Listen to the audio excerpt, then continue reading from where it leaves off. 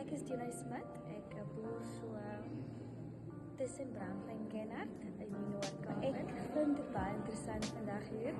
Ek leer baie want omdat ons eerste generasie boere is, weet ons nie regtig waar om te begin nie.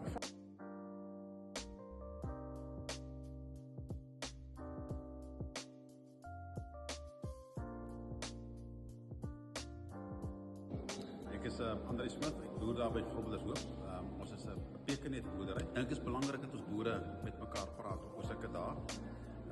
Vandag spesifiek oor finansies in boerdery. Boerdery is nie maklik nie. Ons kompeteer met die res van die wêreld.